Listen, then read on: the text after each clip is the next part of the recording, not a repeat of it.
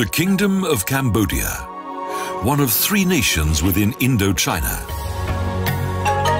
The mysterious former jungle realm of the Khmer, who were based in Angkor, that was once the largest city in the world, features many fascinating stone sculptures of various gods.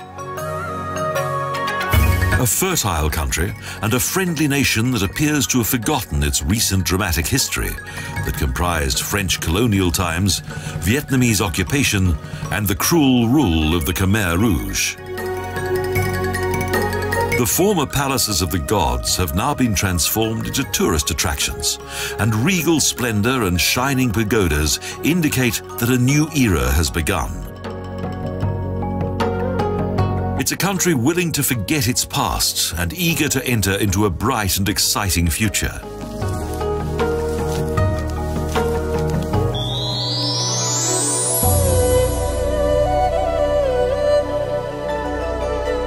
Phnom Penh, the reawakened capital of Cambodia and former land of the Khmer.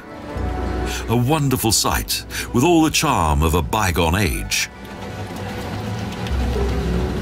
Along with its temples and religious sanctuaries, the former Pearl of Asia has witnessed much suffering caused by war, famine, and disease. The splendid royal palace is surrounded by a high wall.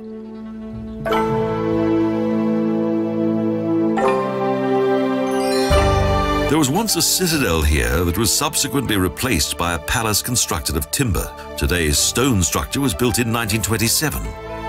But during the rule of the Red Khmer, it fell into decay. Under the rule of King Sihanouk, the palace was returned to its former glory in 1991.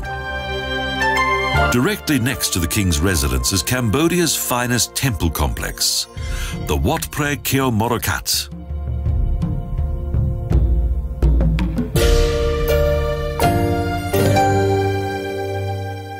The Silver Pagoda is at the heart of the complex. It resembles the Wat Phra Keo in Bangkok.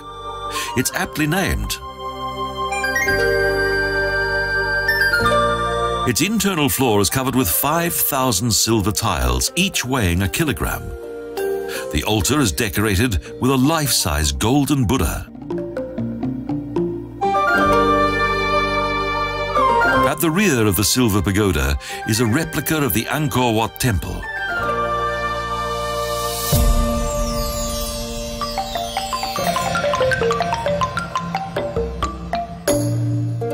Surprisingly, no monks have ever lived within this monastery complex, and it's quite remarkable that the temple's many cultural treasures have survived.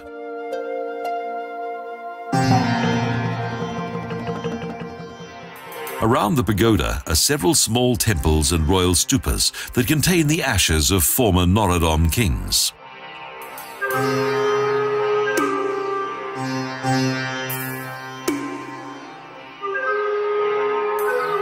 The decorations on the tombs feature an interesting number of both Buddhist and Hindu symbols.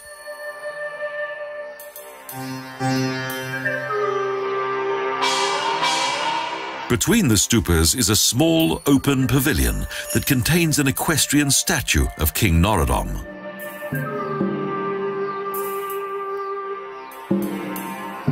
Without a doubt, the Royal Palace and Silver Pagoda are this city's pride and joy, and are of much historic and cultural interest. In the gardens, there's a reminder of the court ceremonies that were once held here. A splendid royal carriage, pulled by huge elephants made of gypsum. Sizawat Key is a road that follows the Tonle Sap River for 4 kilometers.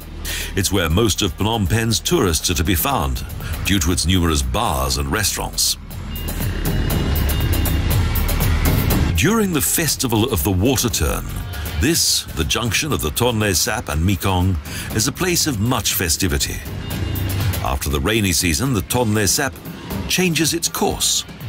Then the king and his guests will be duly seated on a grandstand. Rowing teams and their followers from all over the country are an important part of the annual festival, when thousands of spectators cheer for their respective teams. The richly adorned and colourfully painted longboats take 65 oarsmen who stand, kneel and sit within them. They train throughout the year, and before the event, each boat is blessed by monks.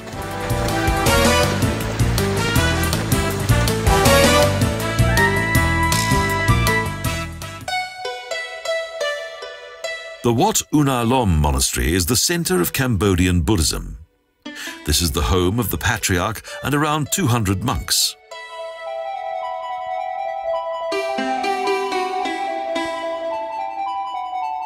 The monastery once contained more than 40 buildings that were either damaged or totally destroyed by the Red Khmer, including the precious Buddhist gallery.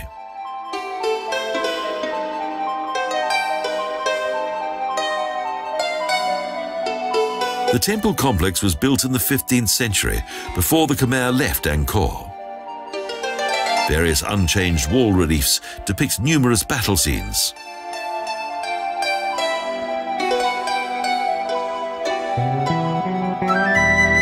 The name of the pagoda indicates that an unalom is stored here, a hair from Buddha's eyebrow, a precious sanctuary indeed.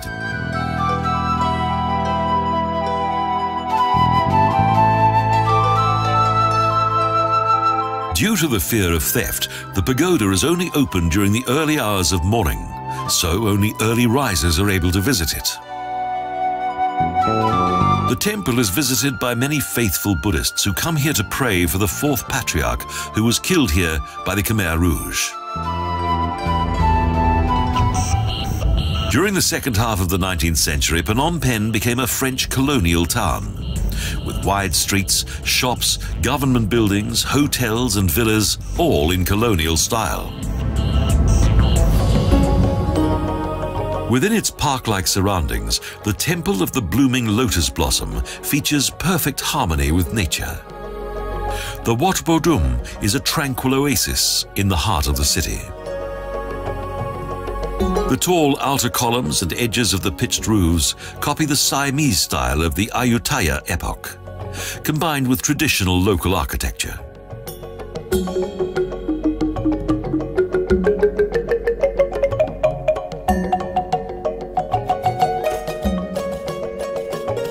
In common with traditional Buddhist architecture, numerous small, colourful stupas surround the pagoda. They contain the ashes of high-ranking monks. The tallest and most elegant stupa commemorates a brother of King Norodom. His urn is stored here and is guarded by 4 monumental faces.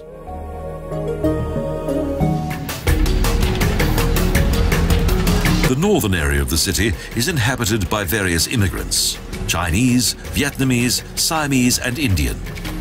In the middle of this district is the Sap Mai, the central market.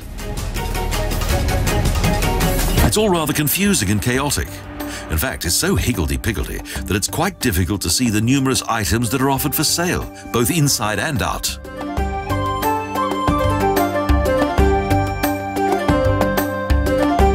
This Art Deco building was built by the French in 1937, and its 4 adjoining market halls point in all 4 directions of the compass. The market is a hive of activity, with many people and much traffic.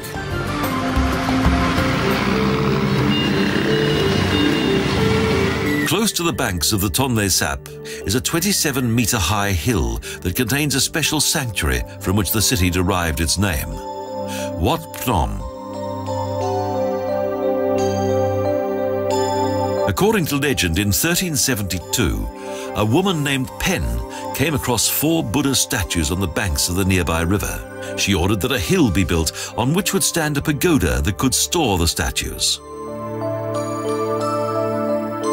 The settlement that developed around the temple was called Phnom Penh, or the Hill of Mrs. Pen. Both hill and temple became the city's main landmark. At weekends, many of the local people visit their city temple in order to have their fortune told or to pray for almost anything. A colourfully decorated shrine behind the pagoda contains the smiling, benevolent image of the legendary Mrs. Penn.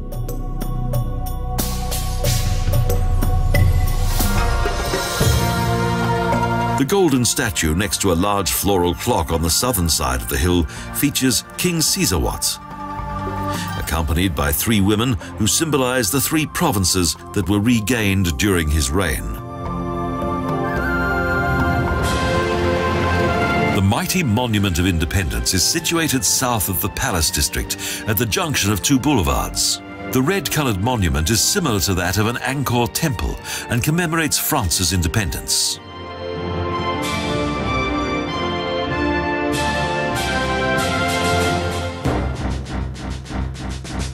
The Tuol Sleng Museum features Cambodia's dramatic past. Following Pol Pot's rise to power, a torture chamber was built here.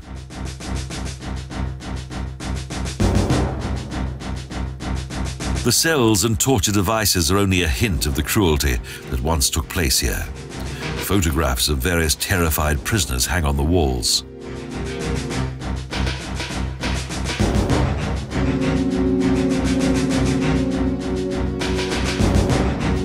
It's believed that 20,000 prisoners were interrogated and tortured here by Pol Pot's Khmer Rouge.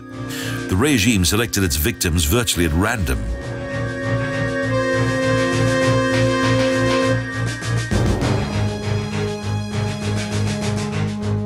When the Vietnamese army eventually reached this prison, the dead were lying everywhere.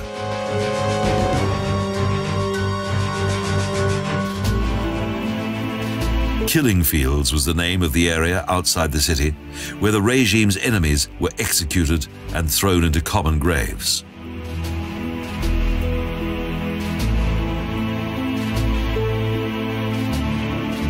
The history of Cambodia is somewhat macabre. When the Americans demonstrated their awesome firepower during the Vietnam War, the city's inhabitants were at first grateful when the Khmer Rouge marched in 1975.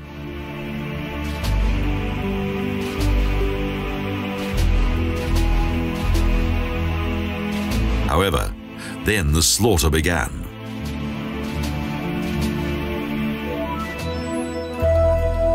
Wat Maha Montray, the ministerial monastery. This, one of the city's most interesting wats, derived its name from a royal minister who suggested its construction.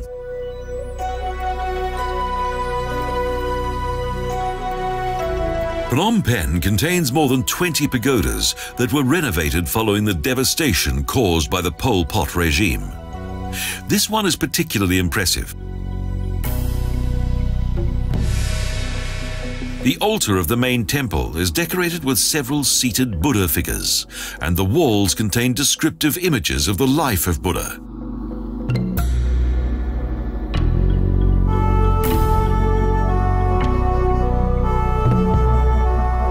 Holy nagas and the heads of gods protect the abundantly decorated entrance of the Golden Temple. Today, more than 300 monks and novices live in this monastery school.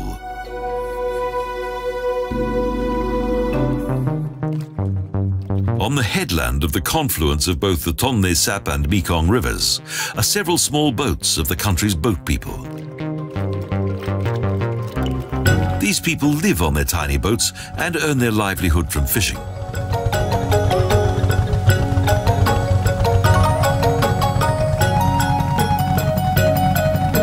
Tonle Sap is the heart of Cambodia. Its most important lifeline being the Mekong, the longest river in Asia and the 5th longest river in the world. For more than 4,900 kilometers, it crosses China, Myanmar, Laos, Thailand, and Vietnam.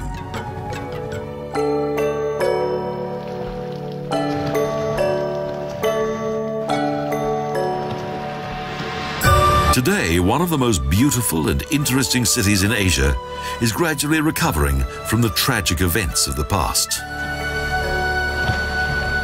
It is as though Phnom Penh is now keen to enjoy everything that was forbidden during the Vietnam War and the savage rule of the Khmer Rouge. Next, we travel north to Cambodia's ancient capital, the busy city is left behind and replaced by a fascinating landscape.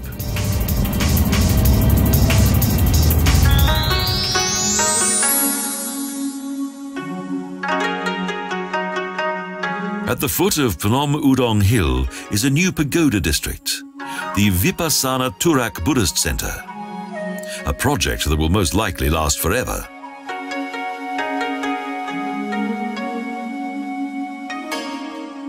Because Buddhists believe they can improve their karma by having further new sanctuaries, wealthy patrons donate large sums of money to the cause.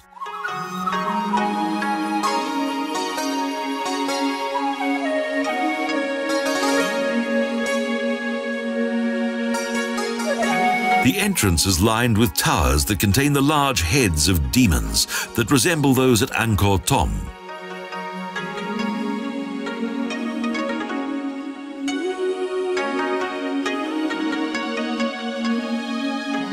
The monks and nuns who live here plan to make this sanctuary as large as that of the old temple town of Angkor, with huge temples, water basins, and gilded figures of the gods.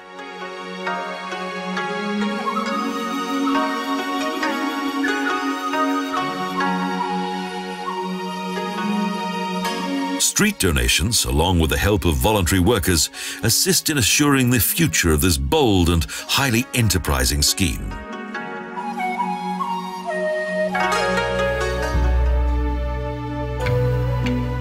In 1618, Udong became the capital of Cambodia for several years. Indeed, there were once hundreds of dwellings and temples around the hills of Udong. The hills were acquired by the monarchy, who had stupas built to contain the dead.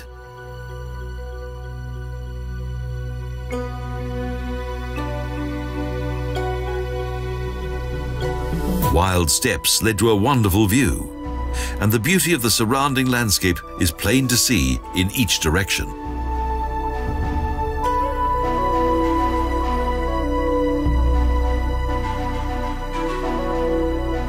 Despite the various stupas, cherries and shrines on the Mountain of Good Fortune, there is nothing here of the splendor of the old capital city.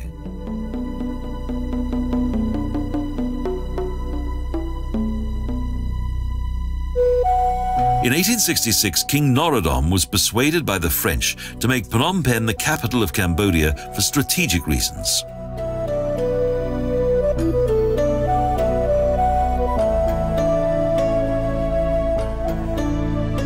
More than 10,000 subjects followed their king to the junction of the Mekong and Tonle Sap, and Udong was abandoned and fell into decay.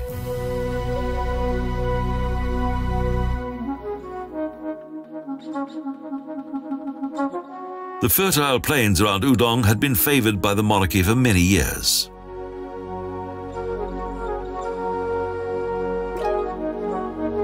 King Angjan was a powerful monarch who ruled in the middle of the 16th century. Following the loss of Angkor, he settled in this fertile area that is rich in water. As in Angkor, here water was also an important source of power. The king selected the sacred water that was vital for the survival of his subjects. Hostilities between various sovereigns were common, so the people needed a strong king who was able to rule over all.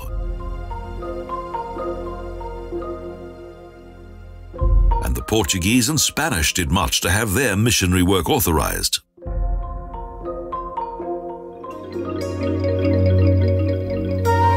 The old garrison town of Long Wak is only a few kilometers from the palace. Its entrance is guarded by stone lions, and golden nagas flank the steep staircase that leads to the main temple.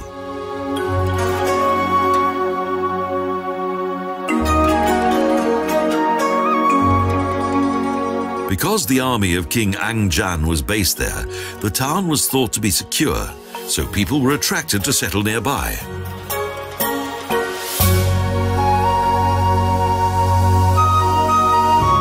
In the town were two statues, Pre Ko and Pre Ken. Their sacred golden text was said to impart the wisdom and knowledge of the entire world. During one of the frequent attacks by the Siamese, both statues were taken to Ayutthaya, where the sacred texts were translated.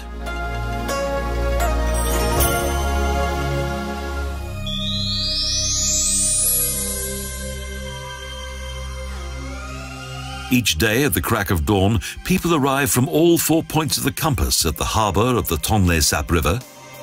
They're about to embark on a journey on the Royal Express.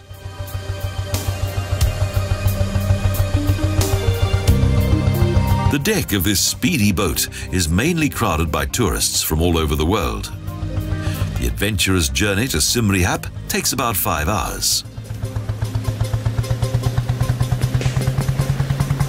The boat leaves the harbour on schedule and travels slowly along the Siasawat Quay for several kilometres.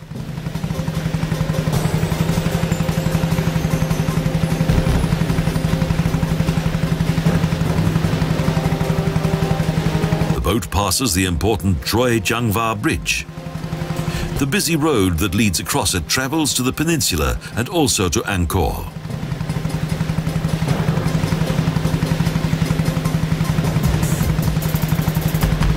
The boat speeds up, and it's easy to see how it derived its name. The Royal Express. The riverbanks contain several settlements of the Cham tribe.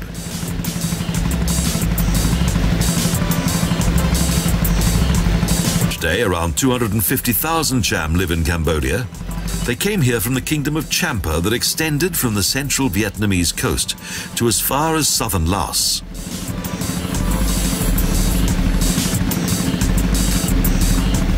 The descendants of this proud people are also known as the Khmer Islam, because originally the Cham were Hindu, but influenced by Muslim seafarers from Java and Sumatra, they subsequently converted to Islam.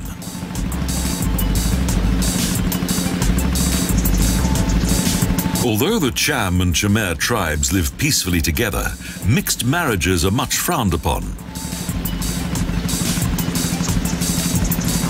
After several hours, the river opens up into a huge area. We've arrived at the lake that also has the same name as the river. The Tonle Sap Lake seems to be without end.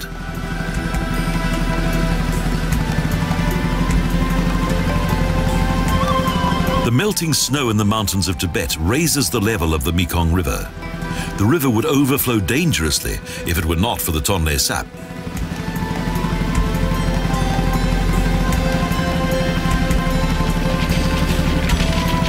It absorbs the extra water from the Mekong and directs it into the muddy lake, a huge, shallow and fertile area.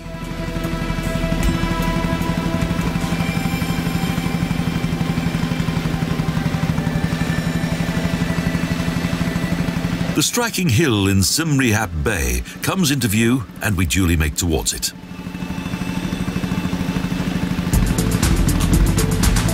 The local inhabitants are well used to the annual increase in the water level and even make their living from it. For wherever there's water, there is fish.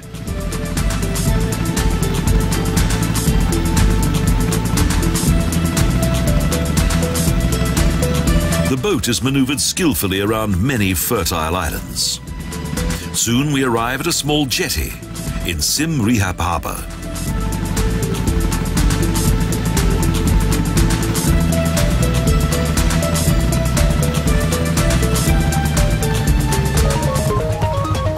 There's plenty of hustle and bustle here. A reception committee is ready and waiting. Tourist guides, porters, and hotel staff.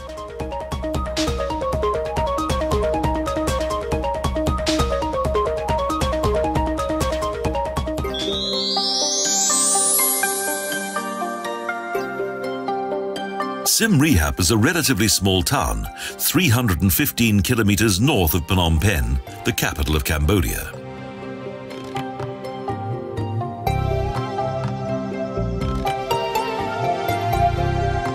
Growing tourism is gradually creating a boomtown here because Siem Reap is close to Angkor, the ancient capital of a huge and mysterious jungle realm.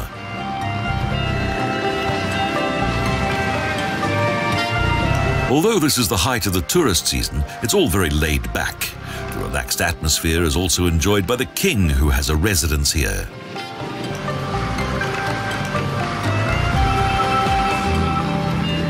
On the pleasant riverbanks of the Stung Sim Rehap, there is no sign of the event that gave the city its name, the place where the Siamese were defeated.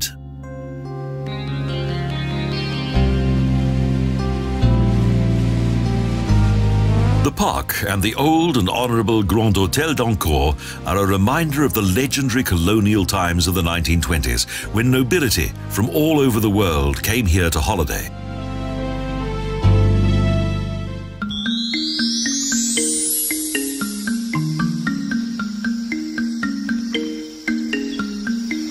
Welcome to Artisan Angkor. The city also possesses a fine institution, Artisans Angkor, an art school for young Cambodians.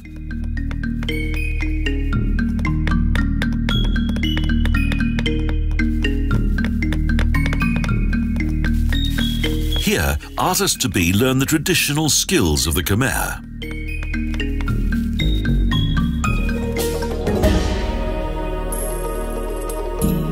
The project is designed to provide both girls and boys from rural areas with various artistic skills based on age-old traditions.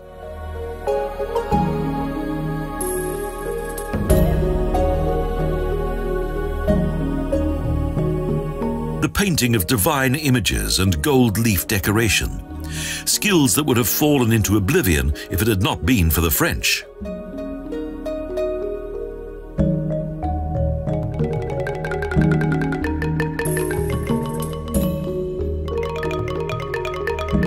Thanks to them, the Cambodian government was able to establish a training centre for stonemasons in 1992.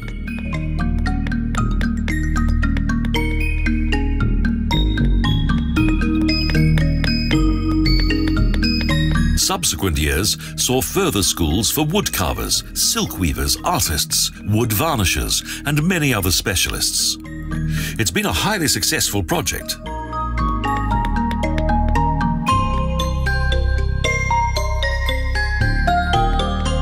In 1998, the European Union subsidized a 3-year project for professional training at the school. Today, the school's creations are sold all over the world.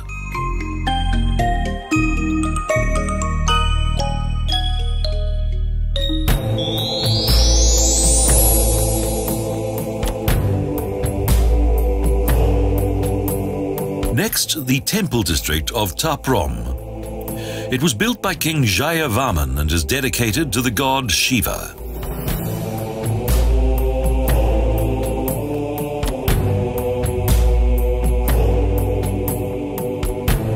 The temples of Angkor are the remains of various religious buildings that were built by more than 10 kings of the Khmer realm between the 7th and 16th centuries AD.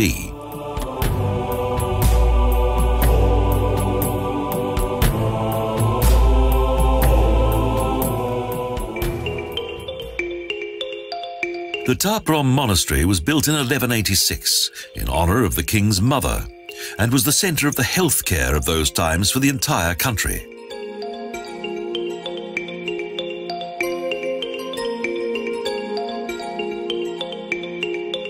The fast-growing kapok trees grow quite tall and cover the impressive architecture beneath a thick covering of leaves.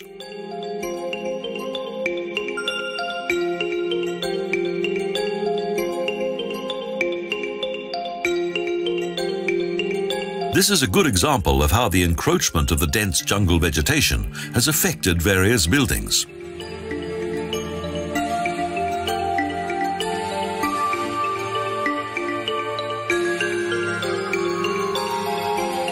And the pale and gigantic roots of the trees cling to the moss-covered walls of the temple complex. Everything is dominated by the encroachment of nature.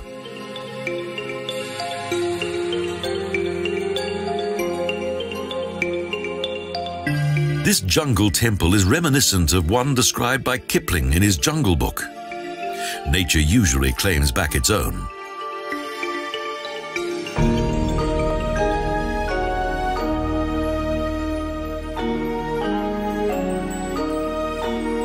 Over the centuries, moss, lichen and ferns have covered the numerous walls, delicate reliefs, broken columns and stone objects that are scattered on the ground.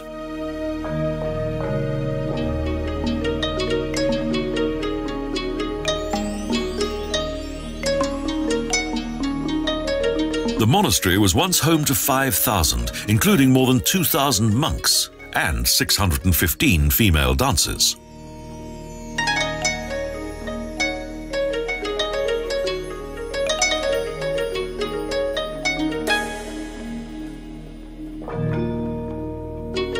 In addition, more than 66,000 men and women from the surrounding villages actively served the monastery.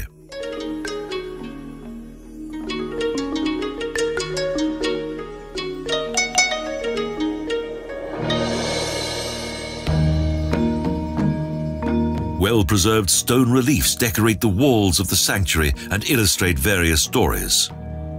Stone figures located in niches indicate the artistry of those bygone times.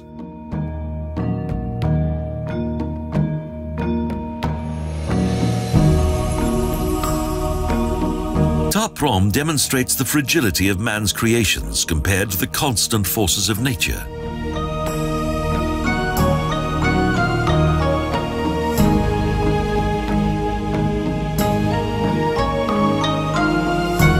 The French explorer Muot once described it as a melancholic monument of decay.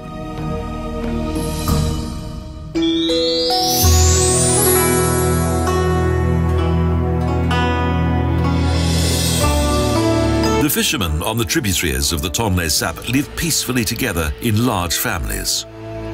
They're not particularly interested in commerce or trade, as their lives are dominated by Buddhism.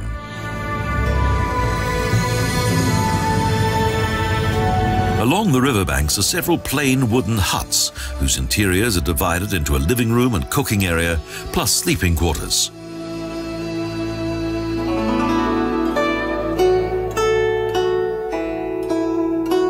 Many families, including their household pets, live on small houseboats, perfect for those who appreciate an occasional change of scenery.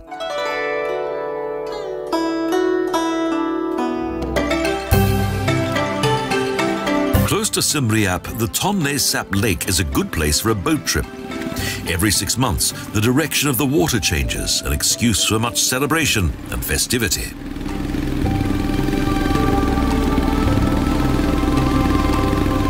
In former times, the king of the day severed a ceremonial rope that spanned the river and thus awarded the water its freedom.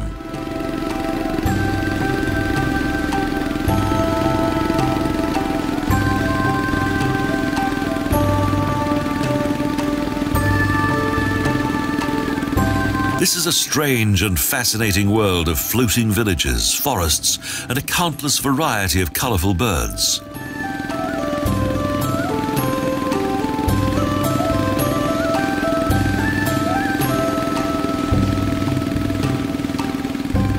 The floating villages and their houseboats that move according to the water level are an intriguing sight.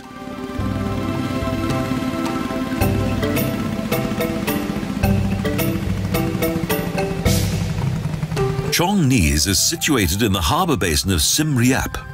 Ferry boats from Phnom Penh come here, a good source of income for the local tradesmen.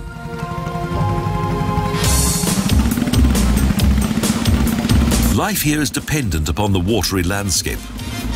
Tonle Sap Lake contains an abundance of fish like nowhere else on Earth, a fact much appreciated by the local fishermen.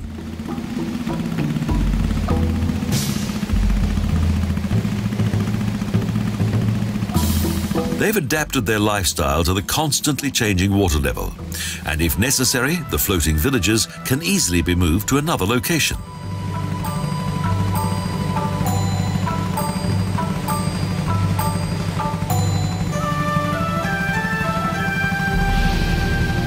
During the rainy season, the Mekong travels through to the Tonle Sap River and brings with it huge masses of water that increase the surface of the river sevenfold.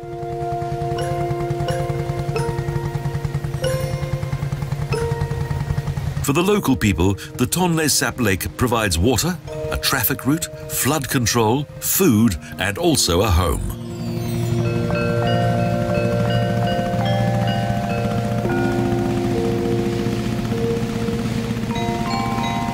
The fishermen belong mainly to the nomadic tribe of Vietnamese people who move around the lake and live in various floating villages according to the time of year.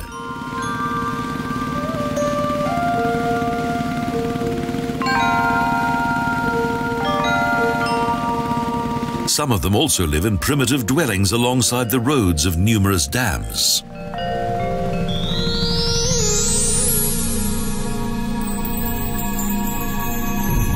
The Street of the Giants leads to the entrance of Angkor Thom, the fourth and final capital of the ancient Khmer realm, surrounded by a mighty defensive wall. From here, one can enter the inner royal city via a large southern gate that contains huge stone heads.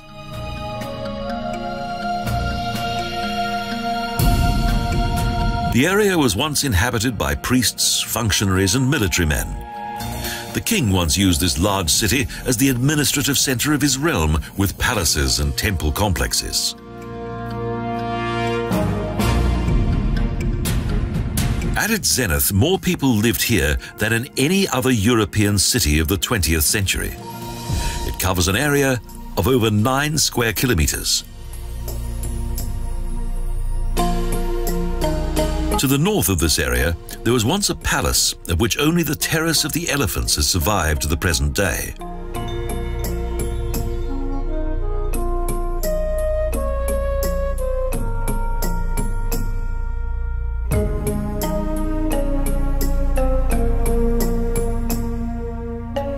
Each of its once splendid wooden buildings has long since perished.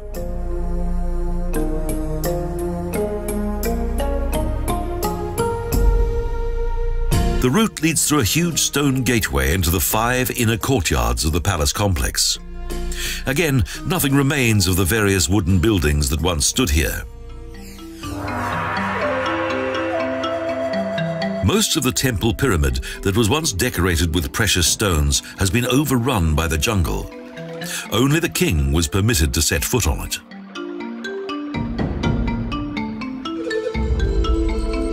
According to legend, each night at midnight, the king had a meeting within the temple's lower tower with a snake goddess who was in the form of a beautiful woman. Now there is a new attraction for the increasing numbers of visitors to the old temple town. A ride on the back of an elephant around the Bayon, a Buddhist temple that was never completed.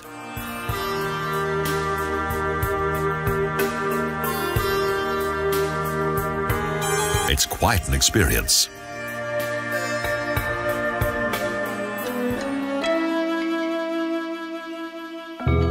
From a distance, it looks like a strange structure in the middle of the jungle. However, closer inspection reveals it to be an architectural masterpiece that contains a large variety of rooms.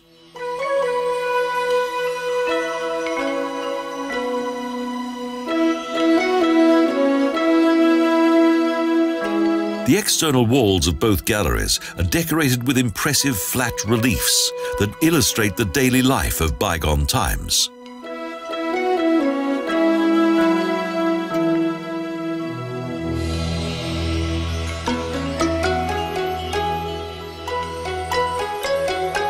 The world of the Khmer people of the 12th and 13th centuries is featured as in a picture book, a sacred place in which they worship their king.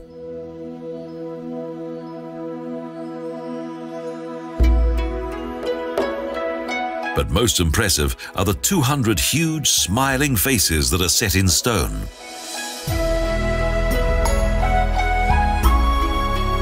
Archaeologists believe that each of the faces depicts a bodhisattva, a being that has attained the highest level of enlightenment, on the threshold of nirvana.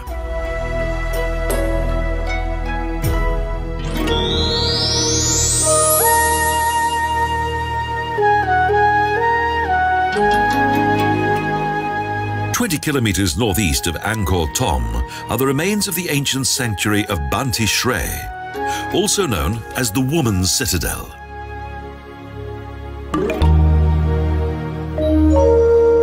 To many visitors to Cambodia, this unique and atmospheric temple site is the most impressive of all the country's historic monuments.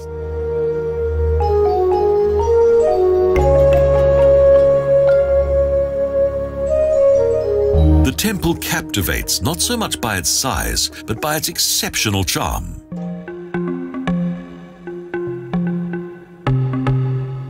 The sanctuary is also in extremely good condition. taking into account that these buildings are more than 1,000 years old.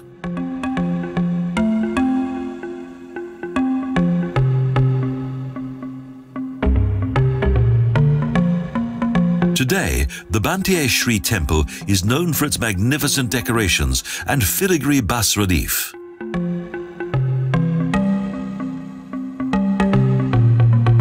The way in which this complex differs from many of Cambodia's other sacred sites is that this one was not ordered to be built by a king.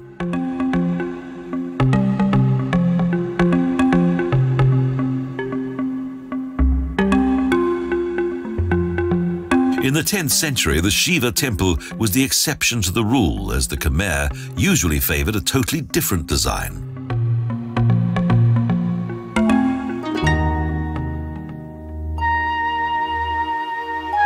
Picturesque water lilies in the eastern and western moat of the complex augment the tranquil and idyllic atmosphere of this captivating temple site.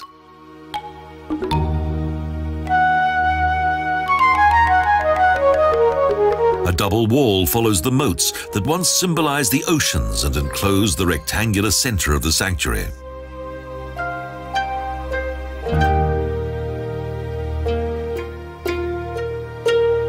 Even though the temple does not contain any original elements within either its architecture or sculptures, its decoration is unique.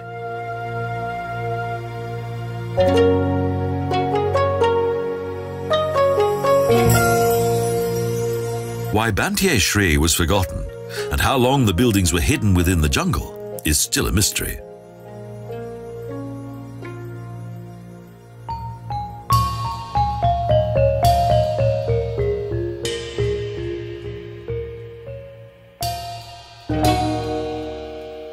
It was by accident that these ruins were discovered in 1914. It took decades for the buildings to be reconstructed.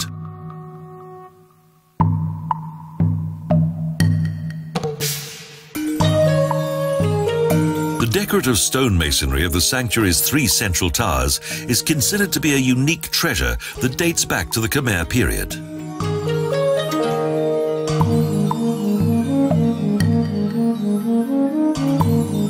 In spite of numerous decorations on the walls, gables and friezes of the inner sanctuary, no 2 images are the same.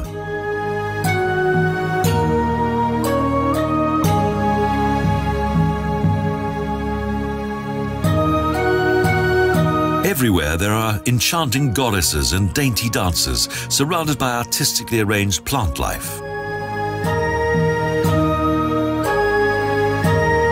This place is an artistic highlight in the cultural history of the Khmer people.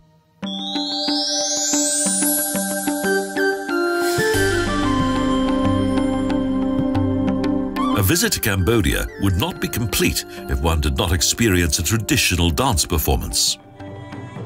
Women perform the ancient Apsaras dance that also appears in various paintings on the temple walls of Angkor. Apsaras, the divine female dancers who once entertained the royal court. Angkor contains thousands of them.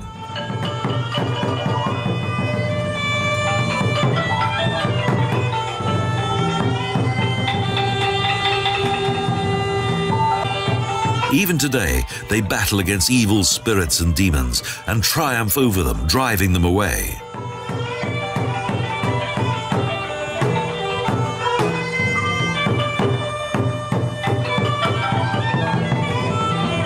Various traditional religious dances are still performed by a number of female dancers. However, the royal court of old boasted no less than 3,000 of them.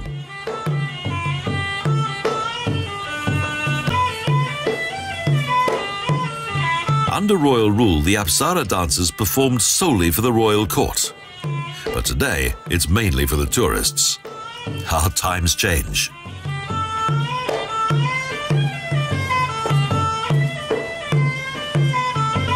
The dances often feature the story of Sita, the wife of the mystic hero Rama.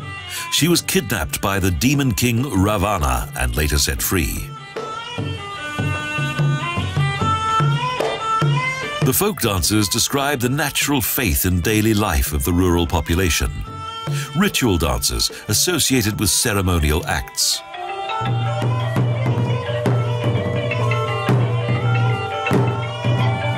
The rice dance is extremely popular. It depicts daily work and bountiful harvests. There's also the cardamom dance, during which fruit is gathered for the production of tea.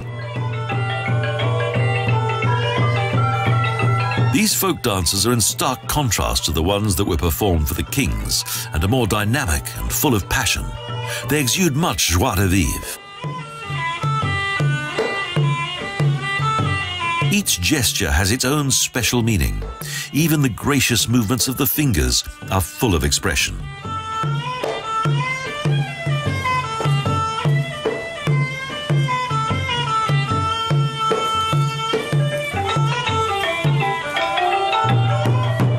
According to tradition, these dances are performed only by women. Classical Apsara dances and folk performances have always played an important role in the lives of both the royal household and the Khmer people.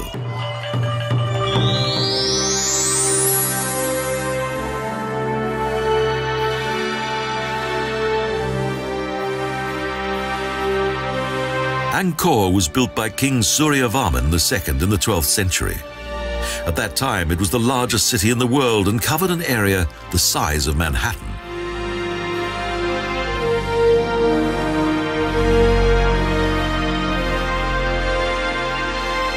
The city's Temple Mountain of Angkor Wat is a veritable masterpiece of architecture and Khmer reliefs. It's also the largest sacred building in the world. The huge complex is dedicated to the Hindu goddess Vishnu and extends over a larger area than Rome's Vatican City. A water ditch fends off the hustle and bustle of the town. Only the stone temple buildings have remained of this once huge city. None of its wooden buildings have survived. Yet the city's sandstone has withstood the test of time.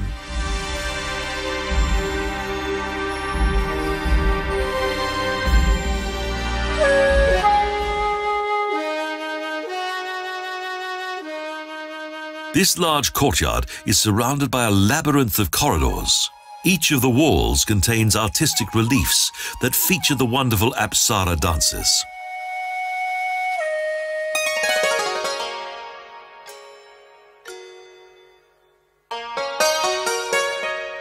The divine dancers were trained in the royal court and were only allowed to dance for the king. Many illustrations indicate their esteemed position in the royal court.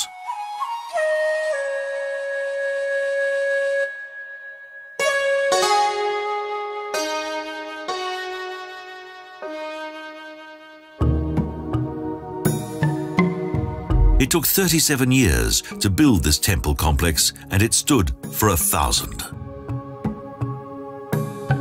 In the middle of this large courtyard are 5 multi-floored towers, representing the 5 summits of Mount Meru, home of the Hindu gods and the center of the universe. There are still many questions that remain unanswered with regard to the purpose of this sacred building. Was it the country's largest temple, built in the largest city? Or did the king have a mausoleum built here? The latter seems to be the most likely, as only a chosen few were permitted to enter the temple complex.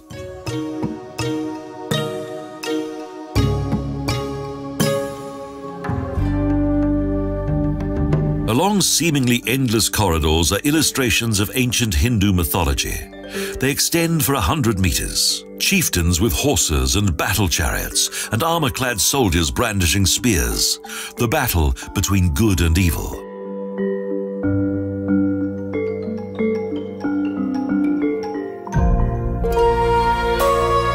Over the centuries, each of the Khmer kings regarded themselves as incarnations of Vishnu.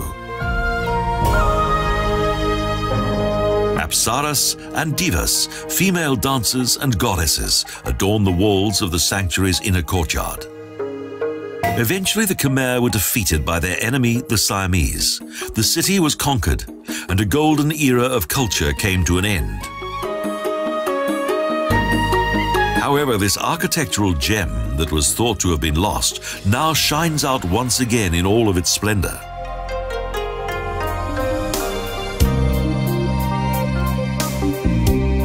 female dancers, majestic temple complexes, and farmers who work peacefully in their paddy fields.